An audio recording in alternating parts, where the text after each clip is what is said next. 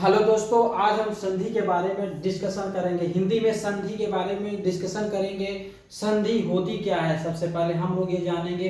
दो वर्णों से जो विकार उत्पन्न होता है उस विकार को हम लोग संधि कहते हैं। और संधि तीन प्रकार की होती है, स्वर संधि, व्यंजन संधि और विसर्ग संधि। आज हम संधि को ट्रिक के माध्यम से कैसे सॉल्व करते हैं, आप चलते हैं, सभी लोग देखते हैं और पहचानते हैं कैसे हम ट्रिक के माध्यम से संधि को पहचानेंगे। आप देखिए, ये ट्रिक कभी नहीं भूलेंगे, ये ट्रिक याद हो जाएगी। संधि को पहचानने में कभी भी असुविधा आप लोगों की नहीं होगी, हमेशा देखते ही बता देंगे ये संधि इस टाइप की है, कौन सी प्रकार की है।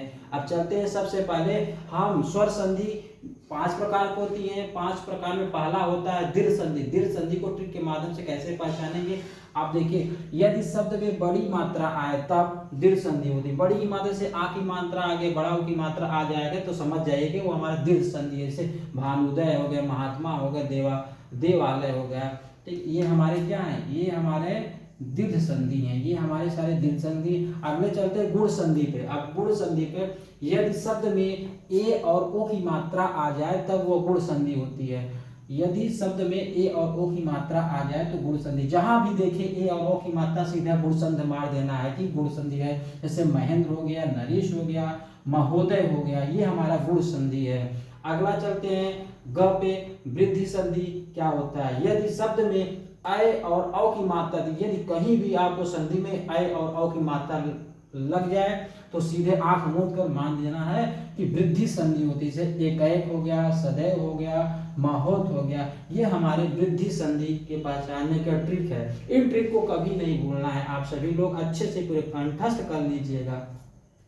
अब नंबर चलते हैं घ में, यण संधि। यदि शब्द में य व र के पहले यदि कोई शब्द दिया है, उस शब्द में य व र के पहले कोई आधा अक्षर आ जाता है तो वो हमारा होता है यण संधि होता है। जैसे स्वागत है और इत्यादि। देखिए, स्वागत में व है, व के पहले आधा अक्षर आएगा, इसलिए हमारा क्या हो गया, यण संधि हो गया। ऐसे इत्यादि में यह है, यह के पहले आधा अक्षर आ जाए इसलिए हमारा यण संधि है।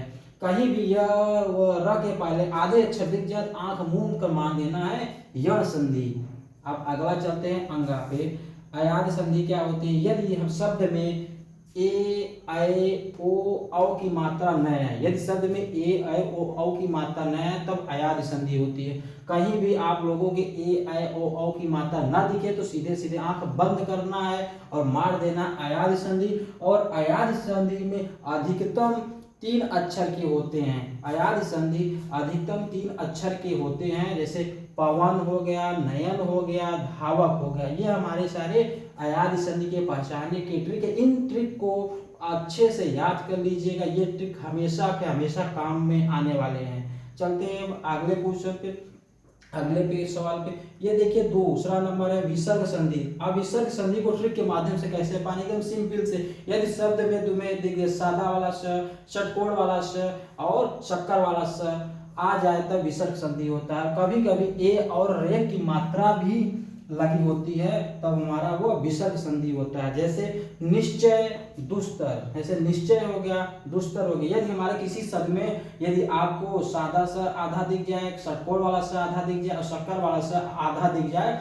सीधे से सीधा आंख बंद करना है, मार देना है विसर्ग संधि। और कभी कभी ए की मात्रा और रेप की मात्रा भी दिया रहता है, इसको भी ध्यान में दीजिएगा और आंख बंद करिए, मारिए सीधे विसर्ग संधि। ये सारे ट्रिक को आप लोग पूरे अच्छे से कंठस्थ कर लीजिएगा, ये ट्रिक बहुत काम आने वाली है सारे कंपटीशन एग्जाम में और सारे जो हो बोर्ड के एग्जाम में। संधि को पहचानने के बहुत साधारण तरीका है। तो आज के लिए इतना ही, अब अगले क्लास में हम लोग बात करते हैं।